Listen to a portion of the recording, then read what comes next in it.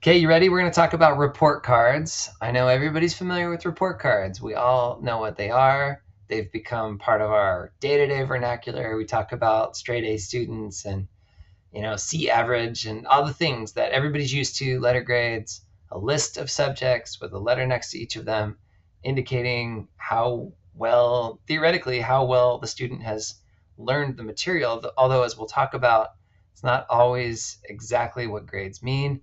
The nice thing about report cards is they've been around for a long time. Everybody's used to them. Everybody looks at them and instantly knows or thinks they know what is going on with the student and their learning. So that's good. I think that's a useful thing. Unfortunately, there's some problems with report cards. So we'll talk about those today and then spend some time next week talking about some solutions to those problems. The first one is that report cards typically come after the fact, after the semester's over, after the school year's over, and they're permanent. By the time you get your report card, the teacher has entered everything in the grade book. It's final. It's stamped on your permanent record, and you have a B in Algebra 1 for that semester of school. There's nothing you can do about it.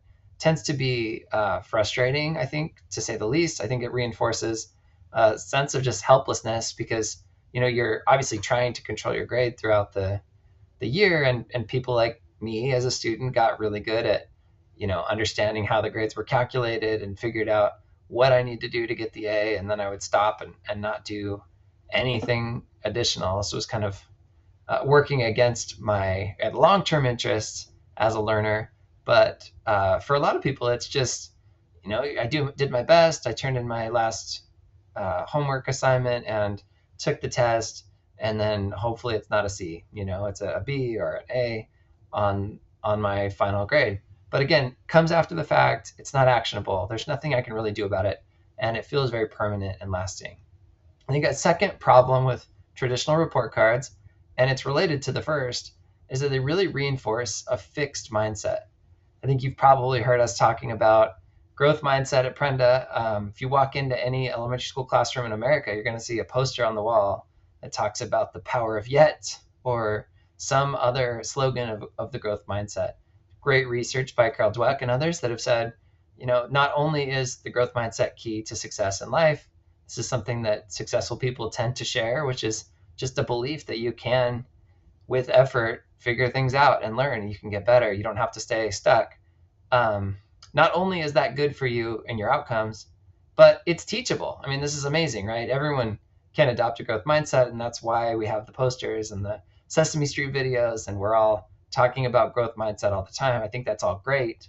Unfortunately, sending a permanent grade after the fact with a letter is like a brand or a stamp that directly contradicts this idea of a growth mindset. It reinforces a fixed mindset.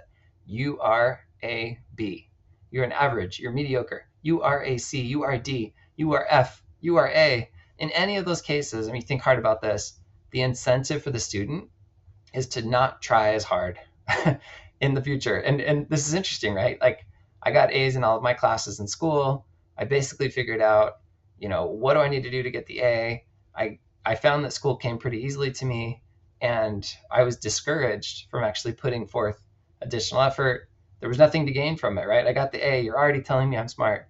So it was the logical conclusion for me to try less. I had friends that were getting C's and D's in classes that were really struggling. There's some foundational gaps in their knowledge, things, maybe some undiagnosed learning issues, things like that.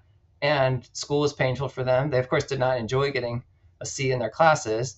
They walked away with this belief that, well, I'm going to get a C. I'm a C student. That's who I am.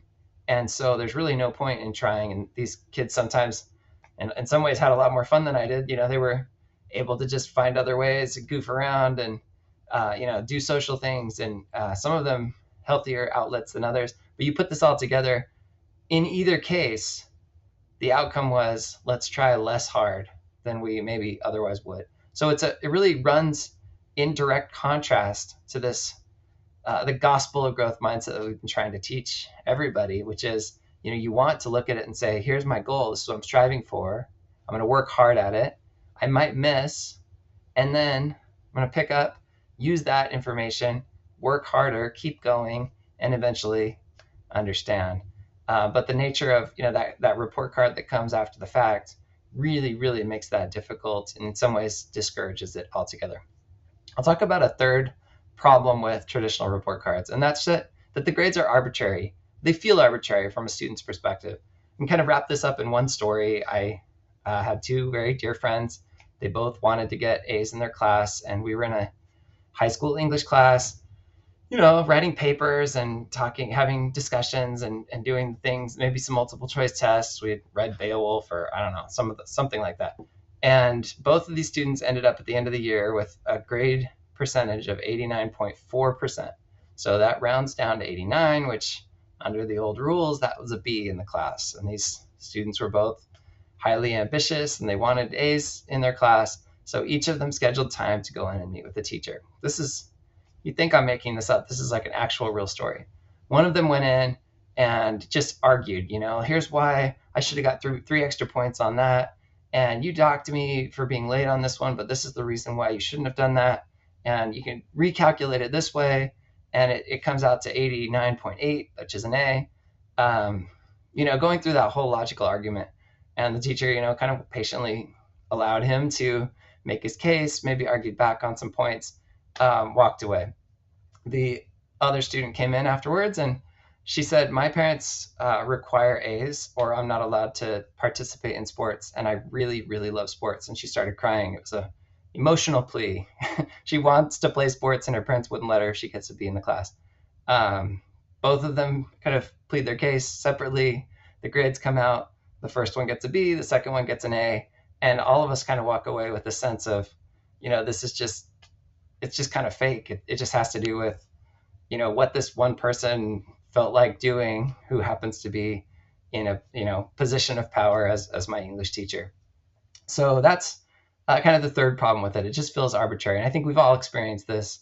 Grades can be about how you perform on tests, but they're often about, how did you show up? Like, what's your attendance, or how did you participate in class? There's a lot of like squishiness on those things. There's this whole algorithm around homework assignments, and then am I allowed to do the homework assignment twice if I like missed it the first time, or can I take a test again?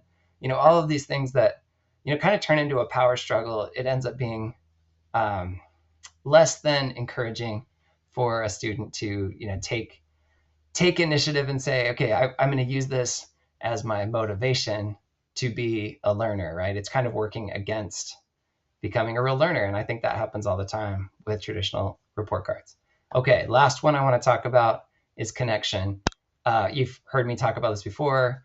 In micro schools, we're huge on this idea that an adult that truly cares about you, where I can like deactivate the fight or flight response in the brain of a child who's really worried about, do I belong here? If you do the neurological scan and a kid looks like that, like a animal that's being hunted, or if they look like someone on a prison yard for the first time, like that's the neurology that's going on.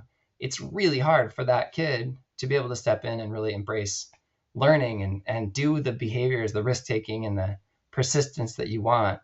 One of the key ways that you can get over that neurological problem is you can develop connection. And humans are very good at this, especially young humans.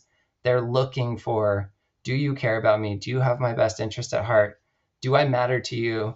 And little things that a guide or an educator can do, really, getting to eye level, engaging, in topics that maybe are different than just the task at hand. It's like not transactional, it's relational. So there's these things that, we're training micro school guides to do. And you can do this in a group of 10 in ways that you really can't in a larger setting.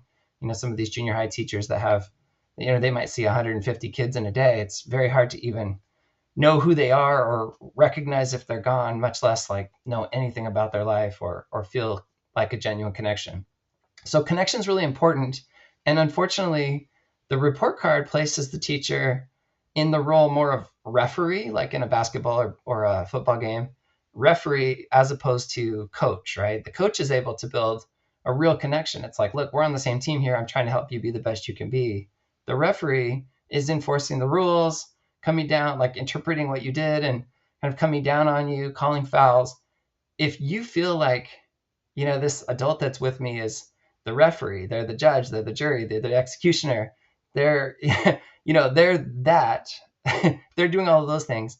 I have to work that system. I will engage with them, but I'll do it in a way that's actually undermining or subverting real and genuine connection, right? I'm looking at what I can get from you, how I can kind of manipulate the system. You're looking at how to kind of keep me in line. It's like kind of a low trust transactional relationship. And unfortunately, that is what most people experience with teachers and grades, right? It's just on both sides. The teacher's frustrated because they're saying, why can't you just care about this subject? Why can't you just learn it? Why can't you appreciate this book the way that I appreciate it? And the truth is that they might be able to. In fact, I've gone back and read books that I skipped in high school, and I love them. They're very good. But at the time, I didn't see it because I was in a mode of working a system and satisfying requirements. And I thought of my teacher, instead of looking at them as a human and seeing that benefiting from a possible connection, I was avoiding that. I was kind of working the system and thinking of them differently. And as a result, I wasn't in a mindset and a frame for learning. So it's not actionable. The report card comes too late. It's too permanent. It's reinforcing a fixed mindset. It is subverting connection, and it feels arbitrary. And for all of those reasons, traditional report cards are kind of working against the cause of empowering learners. We'll talk next time about what we can do instead.